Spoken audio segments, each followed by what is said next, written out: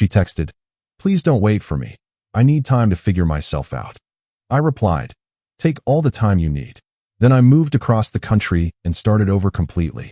10 months later, she accidentally discovered my engagement photos online while posting sad quotes about losing genuine people on her Instagram story. Please don't wait for me. I read it 3 times. Not because I didn't understand the words, because I understood them perfectly, and I was waiting to feel something other than relief. I didn't reply for 47 minutes. And what happened in those 47 minutes, and in the 10 months that followed, is the reason I'm telling this story today. I want you to understand something before I go any further. I was not an angry person. I was not a dramatic person. I was not someone who had ever once in his life posted anything on social media about a relationship. But I'm sitting here right now, reading a screenshot someone sent me of Scarlett's Instagram story, a photo of rain on a window, a sad quote typed in black Helvetica, and underneath it, in the seen by section, is my fiancée Brooklyn's name. Brooklyn saw it before I did. Brooklyn was the one who sent it to me. And Brooklyn's message above the screenshot said only 4 words. "Is this about you?" I didn't realize it then, but that 47 minutes of silence 3 seasons ago changed everything. If you enjoy real stories like this, subscribe, because what happened next changed everything for me. I was 26. Scarlett was 25. We had been together for 2 years and 4 months. We lived in the same city, worked 8 blocks apart, and for the first 18 months of that relationship, I genuinely believed I had found the person I was going to build a life with. That's all you need to know about the beginning. Because this story isn't about the beginning. It started to shift around month 19. Not loudly. Not with a fight or a betrayal or anything you could point to and say, "There, that's the moment." It was quieter than that. She started going out more. Not suspicious going out. Just more. Girls' nights that turned into full weekends. Brunch plans that got mentioned on Sunday at noon, after she'd already left. I noticed, but I didn't say anything for a while, because I had promised myself at the start of this relationship that I was not going to be the guy who tracked his girlfriend's schedule like a parole officer. So I waited. And I watched, and I told myself I was being understanding. The first real conversation happened on a Tuesday night. She came home late, not dangerously late, maybe 11, and I was on the couch watching something I wasn't actually watching. She dropped her bag near the door and said, "You didn't have to wait up." I said, "I wasn't waiting up. I was just here." She gave me a look. Not mean, just distant, like she was looking at me from the other side of a glass door. She went to the bedroom. I sat there for another 20 minutes, and I thought, something is changing, and I don't know what it is yet. That was month 19. I should have asked more questions then. I didn't. By month 21, the conversations had started to feel scripted. Not fake. I want to be careful here. She wasn't lying to me. But we had fallen into a pattern where we talked about logistics instead of feelings. Who's cooking? What are we doing this weekend? Did you pay the electric bill? Normal couple stuff. But the underneath of it, the part where 2 people actually look at each other and connect, that had quietly gone somewhere I couldn't find. My best friend Carter noticed before I said anything. We were at a bar on a Friday, just the 2 of us, and he said, "You okay? You've been somewhere else for like 3 weeks." I said, "I'm fine." He gave me the same look she had given me on that Tuesday night. I stared at my drink. "Something's off with us," I finally said.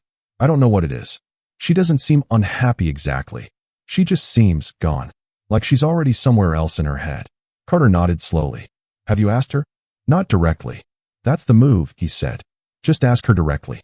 Stop trying to read the room and read the person." Simple advice. Solid advice. I went home that night, and I almost did it. I almost sat her down and said, "Are we okay? Because I feel like we're not okay, and I need you to tell me what's happening." But she was asleep when I got home. And somehow I convinced myself the morning was better. The morning came, and it wasn't better. It was just another scripted morning. Month 22. She told me she needed space. Not a breakup. She was very specific about that. She said, "I'm not saying it's over. I'm saying I need room to breathe. I feel like I've lost track of who I am." We were in the kitchen. She was holding a mug of coffee she hadn't drunk yet. I leaned against the counter and said, "What does that mean for us, practically?" She said, "Maybe we don't have to talk every day. Maybe I need some nights to just be by myself. I love you, but I feel like I've been losing pieces of myself and I can't figure out where they went." I said, "Okay." She blinked. "That's it." "Okay. What do you want me to say, Scarlett?" She looked at her coffee. "I don't know," she said quietly. I guess I expected more of a reaction. I didn't tell her the truth then. The truth was that I'd been watching this coming for 3 months. The truth was that I had already started building a wall, not out of cruelty, but out of self-preservation, because some part of me had already sensed that this was not going to end the way I hoped. I want you to figure out what you need, I said. Take the space. I'll be here. She nodded. She still didn't drink the coffee. The next 6 weeks were the strangest of my life. We were together, but we weren't really together. She had some nights alone, I had mine. We still talked, but less. We still had moments, a Sunday walk, a shared dinner, a night where things felt almost normal again, but they were islands in a sea of distance. And every time I reached for her, she was present but slightly unreachable, like someone standing in a doorway, not fully in, not fully out. During those weeks, I did something I hadn't done in years. I started running again. Early mornings, before work. Just me and the sidewalk and whatever was in my headphones. And on those runs, somewhere around week 4, I had a thought that scared me a little. I thought, if she left tomorrow, I would survive this. I didn't want it to be true, but it was true. And I think part of me already knew what was coming. The text arrived on a Thursday. I was at my desk at work, elbow deep in a deadline. My phone lit up. From Scarlett. Hey, can we talk tonight? I typed back, of course. Home by 7. I spent the rest of the afternoon knowing. Not guessing. Knowing. The way you know when a storm is coming, not because you check the weather, but because the air just feels different. I left work at 6:30. I picked up nothing on the way home. No flowers, no food, no peace offering. Because I had already accepted, somewhere in the back of my chest, that tonight was not going to be a night that flowers could fix. She was already at the apartment when I got there. She had a candle lit, the vanilla one she always burned when she was anxious. I knew that about her. She sat on the couch. I sat in the chair across from her. We looked at each other for a few seconds. I've been doing a lot of thinking, she said. I know. I don't think I'm ready for this. For us. Not right now. I nodded slowly. What does not right now mean? She exhaled. I think I need to be alone for a while. I need to figure myself out. I feel like I've been in relationships back to back since I was 17, and I've never actually just been me. By myself. Without defining myself through someone else. I sat with that for a moment. So you want to break up? I want to take a break, she said. I'm not saying forever. I'm saying I need time. Maybe a few months. I need to figure out who I am when I'm not in something. I looked at her. The candle. The space between us. Scarlett, I said carefully. I want to ask you something, and I want you to answer it honestly. She nodded. Is there someone else? She looked me dead in the eyes. No, she said. There is no one else. This is about me. Only me. I believed her. I believed her completely in that moment. I don't know anymore if I was right to, but I believed her. She left that night with a bag. Not all of her things, just enough for a while. She was going to stay with her friend Piper, just to give us both space. She hugged me at the door. Long. Real. And she pulled back and said, I do love you. I just need to find myself first. I said I know. The door closed. I stood in my apartment with the vanilla candle still burning. I blew it out. For the first 2 weeks, I kept my phone face up. Not obsessively, but I kept it up. We had agreed to no contact for a while. Her idea, and I had accepted it. But that doesn't stop you from noticing when the notifications are quiet. I went through the motions. Work. Runs. Dinners with Carter. I was functioning. But I wasn't fully there yet. Then the text came. Week 3. A Thursday again, which felt poetic in a painful way. Please don't wait for me. I need time to figure myself out. I don't want you to put your life on hold because of me. I read it 3 times. Not because I didn't understand the words. Because I was looking for something in them. Some door that was still open. There wasn't one. I put the phone down. I went to the kitchen. I made coffee I didn't drink. I came back. I picked up the phone. And I typed 4 words. Take all the time you need. Sent. Read. No reply. That was the moment. Right there. Not when she walked out the door. Not when she sat down on the couch with the candle lit. Right there. 4 words sent into silence. That was when something in me quietly closed. Not slammed. Not shattered. Closed. Like a window at the end of autumn. And in that closing, something else opened. I called Carter 3 days later. Not to talk about Scarlett. To talk about Portland. Carter had moved to Portland 2 years earlier for a job in landscape architecture. He loved it out there. He had been telling me for months, you'd like it here. Man, it's different. It's slower. It would be good for you. I had always said, yeah, maybe someday. On that phone call, I said, what's the job market like out there for what I do? Carter went quiet for a second. Are you serious? I don't know yet, I said. Maybe. Tell me. He told me. For an hour. I listened to every word. It took me 3 weeks to decide. Not impulsively. I made spreadsheets. I researched companies. I updated my resume. I applied to 6 positions. I got 3 callbacks. I flew out for interviews, a long weekend, told nobody except Carter why I was really going. I walked around Portland in the rain with my hood up, and I thought, this feels like somewhere a person could start over. Not run away. Start over. There's a difference. Running away is reactive. Starting over is deliberate. I was being deliberate. On my last night there, sitting in a restaurant Carter had recommended, eating alone, looking out at a gray and beautiful street, I made the decision. Quietly, without ceremony, I decided. I got a job offer 2 weeks after I flew back home. I accepted it within 24 hours. I gave notice at my apartment. I sold or donated 2/3 of what I owned. I packed the rest into my car and a small moving pod. Carter helped me clean out the apartment on the last day. We stood in the empty living room. No furniture, just marks on the wall where things used to be, and he said, "You good?"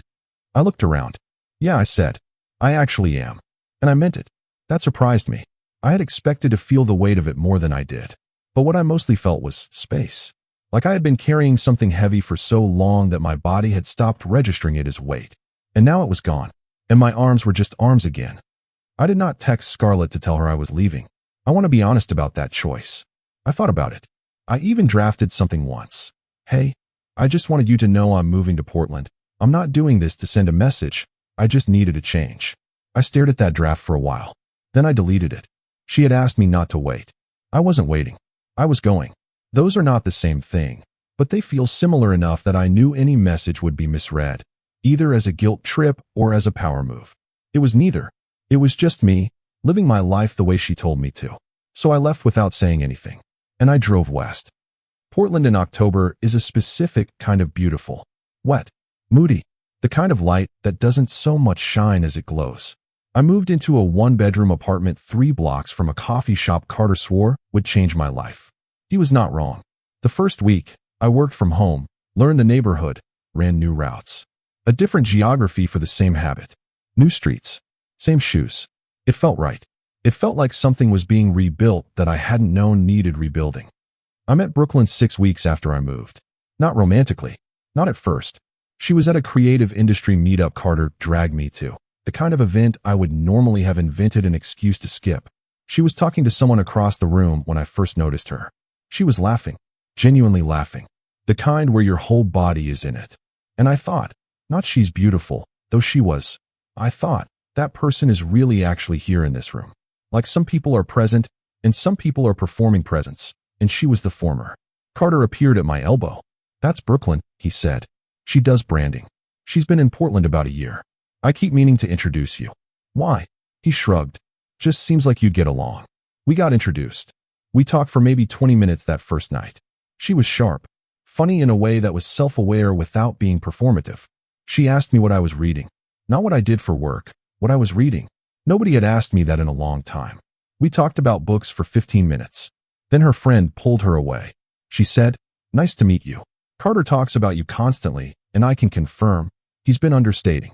She walked away. I stood there. Carter smirked. "Don't," I said. I didn't say anything. "I can feel you saying it." He laughed. We ran into each other again a week later. The coffee shop. Independently. She was working at a table by the window. I came in for my usual. She looked up. "No way," she said. "Yeah," I said. "Do you live near here?" 3 blocks. She gestured to the chair across from her. "I've got a call in an hour, but until then I'm avoiding my emails." "Sit." I sat. We talked until her call. Then she came back after the call, and we talked for another 40 minutes. It was effortless in a way that made me uncomfortable because I hadn't felt effortless in a long time. Effortless had started to feel suspicious. But this was just easy. Real. I want to be clear about the timeline. We did not start dating immediately. We had coffee twice more over the next 3 weeks. A group dinner where Carter's girlfriend Savannah, Brooklyn, and I all ended up at the same table. A walk one Saturday that turned into 3 hours without either of us checking the time. It was gradual, unhurried, like something that was arriving at its own pace and neither of us was rushing it. She knew about Scarlett, not in detail, but the outline. Recent relationship, needed space, I moved here to reset. She didn't push for more than that. She just said, "That takes courage. A lot of people stay in places that stopped fitting them." I didn't say anything, but I thought about that line for days. We had our first real date, the kind with intention behind it, the kind where both people know what it is, about 2 months after the meetup. Dinner, a small restaurant with low lighting and good wine. She wore a dark green dress, and I told her she looked incredible. She said, "I know, thank you. No false modesty, just clean confidence." I had forgotten how attractive confidence is when it doesn't come from insecurity. We talked until the restaurant filled, emptied, and filled again. The waiter came to our table 4 times before we ordered dessert. On the walk home, she put her hand in mine, and I realized I had not reached for her hand. She had reached for mine. And something about that, something about being chosen first, quietly undid a knot in my chest I hadn't known was still pulled tight. The months that followed were the quietest, steadiest kind of happy. Not perfect. Brooklyn and I argued. She had strong opinions, and so did I. Once we had a real fight over something small that was actually about something large, the way most real fights go, and she said something I disagree with, and I said something I regretted. And the next morning she showed up with coffee and said, "I thought about it, and I was 70% wrong. You were 30% wrong. I think we call it a draw and move on." I laughed for the first time in days. That was the thing about Brooklyn. She could fight with you and then come back to you without either of you having to perform vulnerability to do it. It just happened. Naturally. No drama. No weaponized silence. No making me earn my way back. Just, we argued. We're okay. Let's move on. I didn't realize how much I needed that until I had it. By month 7 in Portland, I wasn't running to process grief anymore. I was just running because I liked it. That might sound small. It wasn't. Somewhere around month 8, I started thinking about the future. Not as a concept. As an actual thing with shape and texture. A future that included Brooklyn in it. I didn't say anything for a while. I sat with it. Turned it over. Examined it from different angles the way you examine something valuable to make sure it's real. It was real. I knew the difference now between wanting someone because you're afraid to be alone and wanting someone because your life is genuinely, measurably better with them in it. This was the second one. I was certain. I called Carter from a bench in a park on a Tuesday morning. "I'm going to ask Brooklyn to marry me," I said. Silence for 3 seconds. "Yeah," he said quietly. "Yeah, man. Good. That's all you've got? Good. What do you want me to say? I've been watching this happen. You think I didn't know where this was going? How long? Since the coffee shop. You sat down at that table like a person who was finally putting their bag down after a long trip." I sat with that. "Does she know?" he asked. "No. She's going to say yes." "I know. So what are you waiting for?" I didn't have an answer, so I stopped waiting. I proposed 3 weeks later. On a trail outside the city. No big production. No flash mob. No restaurant full of people. Just the 2 of us on a ridge in the late afternoon light. Her hair moving in the wind. The city small and silver in the distance. I didn't rehearse a speech. I had tried to. Every draft felt like someone else talking. So I put the ring in my jacket pocket, and when the moment came, I just said exactly what was true. I moved here to start over. I didn't know what that meant when I decided to do it. I thought it meant I just needed a new city, new job, new routes. But what it actually meant was that I needed to find out who I was when I stopped waiting to be chosen. And then you sat across from me in a coffee shop and asked me what I was reading, and I realized, oh, this is what it's supposed to feel like. Easy and real, and like it doesn't need to be anything other than what it is. She was watching me very carefully. I pulled out the ring. "I don't want to do the next part without you. Any of it." She looked at the ring. She looked at me. "You are really bad at rehearsed speeches," she said. "I didn't rehearse it." "I know. That's why it was perfect." She said yes. Then she laughed. Then I think we both did. We took engagement photos 2 weeks later. A photographer Brooklyn knew. A few hours on a Sunday. A park, a coffee shop, a street we both liked. Natural shots. Candid stuff, mostly. Brooklyn posted some of them on her Instagram. Tagged me. Wrote something simple underneath. Said yes to forever with my favorite person. I posted one. A single shot. Her laughing, leaning against my shoulder. I wrote 3 words. She said yes. That was it. No announcement post. No lengthy caption. Just a photo and 3 words. And I thought, that's it. That's the whole thing. Life moved on. And then, 9 days later, my phone buzzed. A screenshot. From Brooklyn. "Is this about you?" I looked at the screenshot. It was an Instagram story. A photo of rain on a window. That particular kind of sad aesthetic content that exists specifically to be posted when you want people to ask if you're okay without having to directly ask for attention. Over the photo, in a clean black font, was a quote. I'm going to paraphrase it, because it's not worth repeating word for word. The gist of it was, some people leave your life and take pieces of it with them, and the real tragedy isn't the loss. It's realizing too late that what you let go was actually irreplaceable. The username in the corner of the screenshot, Scarlett. And below that, Brooklyn had written. She tagged our engagement post in her story viewing. I can see it in the from trail. She watched your post, then posted this 3 minutes later. I stared at the screen. I read it again. 3 minutes. Here is where I need to go back. Because this is the part one hadn't told anyone, not even Carter, the full version of. About 2 months after I moved to Portland, when I was still in that in-between place, not healed, not broken, just recalibrating, I had found out something. Not from Scarlett. From Piper, Scarlett's best friend, who had always liked me, who had once told me I was exactly what Scarlett needed even when Scarlett couldn't see it. Piper had sent me a message.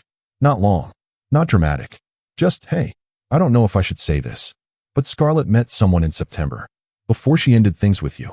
She says it wasn't physical, but they were emotionally very close for a few months while you were still together. She's with him now. I just thought you deserved to know the truth. I sat with that message for a long time. I didn't respond to Piper right away. I sat with it, and then I understood the full picture. The distance in month 19. The girls' nights that ran long. The way she had looked at me from the other side of that glass door. The very specific language she had used. I need to find myself. I've been losing pieces of myself. I feel like I don't know who I am anymore. All of that language is true when you're genuinely lost. And it's also the language people use when they've found something, someone, and they don't know how to leave what they have without making it sound like their own growth and not their choice. I'm not saying she planned it. I'm not saying she's a villain. But I understood, finally, why she had looked so certain when she said there was no one else. Because in her mind, in whatever she had told herself to make it livable, maybe the emotional part didn't count. Maybe she had convinced herself that because nothing physical had happened, the answer was technically true. I'm not inside her head. I never will be. But I understood the shape of it now, and the shape of it explained everything. I had not felt the need to be angry about it. That surprised me. I expected anger. I expected some burst of retroactive rage, the kind that makes you want to call someone at midnight and say I know what really happened. But it didn't come. What came instead was a kind of tired clarity. The kind where you see a thing fully and realize your gut had been right about it the whole time, and you're not devastated by the confirmation because some part of you already knew. Some part of you had already made your peace. I thought about Scarlett for maybe 3 days after Piper's message. Then I thought about Portland. Then I started thinking about Brooklyn. And slowly, without deciding to, I stopped thinking about Scarlett at all. Not bitterly. Not triumphantly. Just the way things stop matching when life fills in around them. So when Brooklyn sent me that screenshot, I understood immediately what it was. Scarlett had been scrolling. Maybe looking at something unrelated. Maybe looking specifically. I'll never know. But she had found the engagement photo. And 3 minutes later, she had posted that quote. The quote about losing irreplaceable things. The quote about realizing too late. I called Brooklyn. She picked up on the second ring. Are you okay? She asked. That was the first thing she said. Not who is she. Not explain yourself. Not is this what I think it is. Are you okay? I'm fine, I said. Yeah, I'm completely fine. Do you want to talk about it? I will. But first, are you okay? Does this bother you? She was quiet for a second. Honestly, she said. Always. No, it doesn't bother me. I don't know. I feel like someone just confirmed for me that you are who I thought you were. I didn't follow that immediately. What do you mean? She let you go, Brooklyn said. She let you go, and it took her 10 months of finding herself to realize that what she let go was actually something. And the only reason she's posting sad quotes right now is because she saw you happy. Not sad. Not struggling. Happy. And that broke something in her that she wasn't expecting. She paused. That means she never actually believed you'd be okay without her. She thought, take all the time you need meant, I'll be here when you're ready. And you just showed her that it meant something completely different. I sat with that. She's not a bad person, I said. I don't want to frame it like that. I'm not framing it anyway, Brooklyn said. I'm just telling you what I see. Scarlett did not text me that night. I had half expected she would. Some part of me had braced for a message. Something written and rewritten, sent at 11:30 p.m., some version of I saw your news. congratulations, I'm really happy for you, which would have actually meant none of those things. It didn't come. What came instead was another Instagram story. Someone sent it to me, not Brooklyn this time, a mutual acquaintance. Same rain window aesthetic. Different quote. This one about people who move on too fast. About whether real love can actually be replaced. About the difference between healing and running. I read it once. I put my phone face down. I poured a glass of water. I sat at my kitchen table in Portland, in my apartment 3 blocks from the coffee shop where I had sat across from Brooklyn for the first time, and I felt something settle in my chest like a stone finding the floor. Not anger. Not sadness. Not even satisfaction. Just stillness. The kind of stillness that comes when you know, with complete and quiet certainty, that you are exactly where you are supposed to be. Wyatt, a guy in our friend group who knew both Scarlett and me from before, texted me that week. So I heard Scarlett saw the engagement thing. You doing okay? Yeah, I said. Completely. She's kind of a mess about it. I started typing a response. Then I deleted it. Then I typed, I hope she's okay. Because I did. Not performatively. Not generously. Actually. I hope she finds what she was looking for. I hope the time she took was worth something. I hope the man she found when she was telling me she needed to find herself turned out to be worth the cost of what she left behind to get to him. I genuinely hope that. Because I am sitting in a life that is better than the one I was building before, not because Scarlett was wrong for me, but because leaving made me available to something right. And I have no room left in that life for bitterness. Wyatt replied, You're disgustingly healthy about this. I laughed. Give Brooklyn my congratulations, he added. She's good for you. Anyone can see that. I thanked him. I put the phone down. There's one more thing I want to say. About that line. Take all the time you need. I've thought about those 4 words a lot over the past 10 months. When I sent them, I meant, I love you and I'll wait. By the time I got in my car and drove west, they had become, I release this. I release you. I release the version of myself that was waiting. And now, from where I'm sitting, those 4 words feel like the most important thing I have ever said. Not because they were brave. Not because they were clever. But because I meant them in a way I didn't fully understand yet. I gave her the time. And without realizing it, I gave it to myself too. Brooklyn is asleep in the next room right now. It's late. Our apartment smells like the candles she likes. Not vanilla, something warmer, like cedar and amber, and the rain is doing what it does in Portland in late fall, which is to say it's making the whole world sound like a river. I'm not going to text Scarlett. I'm not going to respond to the stories. I'm not going to send a message through Wyatt or Piper or anyone else. I have nothing to say to her that would be kind, and I have nothing to say to her that isn't already being said by the photos that exist on the internet of a woman leaning into my shoulder, laughing, with 3 words underneath. She said yes. That's the whole message. I don't need to add anything. If you've made it this far, if you've sat with this story from the beginning, you already know the part I'm not going to explain. You know why I didn't wait. You know why I went. You know what it means when someone asks you not to wait for them, and then discovers, 10 months later, that you actually listened. It's not a power move. It's not revenge. It's not even an answer to a question they asked. It's just a person taking someone at their word and building something real with the time they were given. I heard from Carter last week that Scarlett's relationship, the one she was in while she was still in mine, the one she left to find herself and coincidentally found waiting for her, didn't work out. He mentioned it the way you mention weather.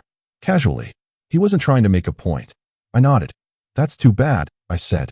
And I meant that too. Brooklyn asked me once, back when we were still new and still learning the shapes of each other, whether I thought things happened for a reason.